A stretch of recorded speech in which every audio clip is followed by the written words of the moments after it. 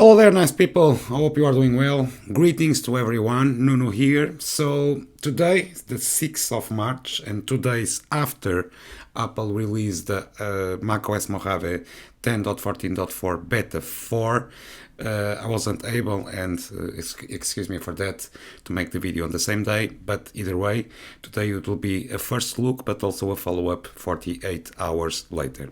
So without further ado, let's go ahead to the raw data, starting with the amount that was necessary to download this build, and it is always the same: 2.49, 2.5 gigabytes on this machine. I'll show you the specs and also the build number for this release.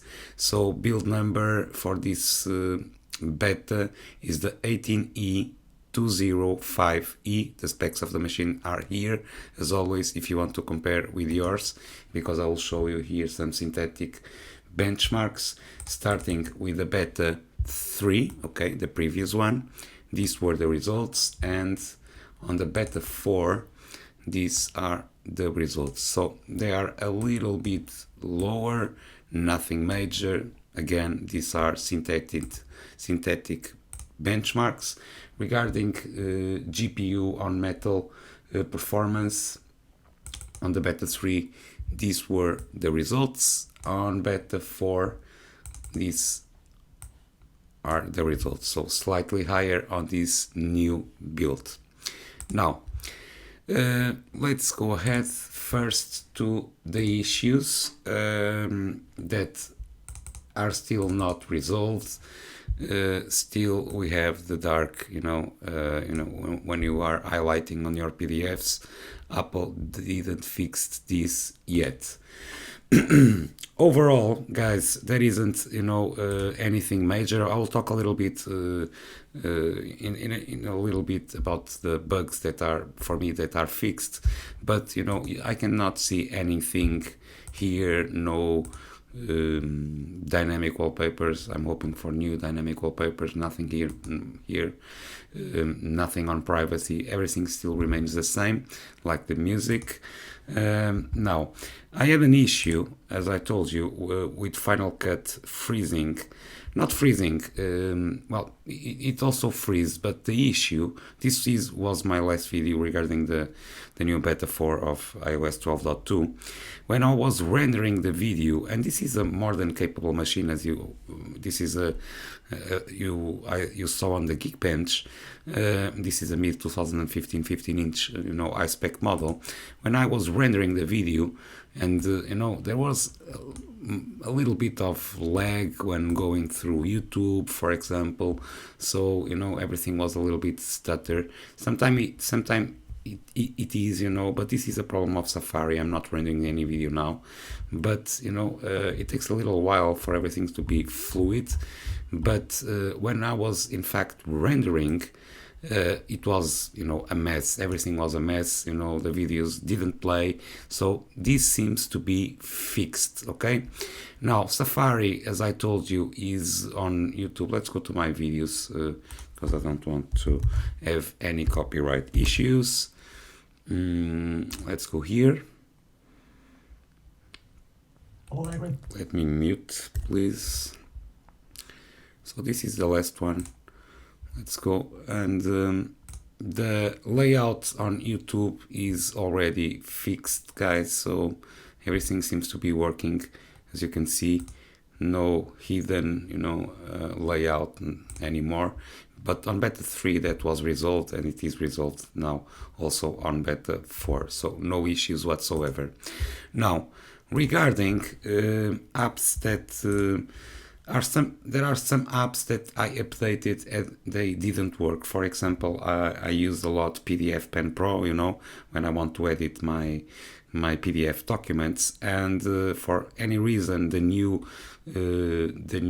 release of this PDF Pen Pro, as you can see here over my mouse, doesn't work properly, so I had to downgrade to the older version. Now, parallels. Let me see. Okay, my mouse stopped working. I will go ahead and I will not record the video a second time.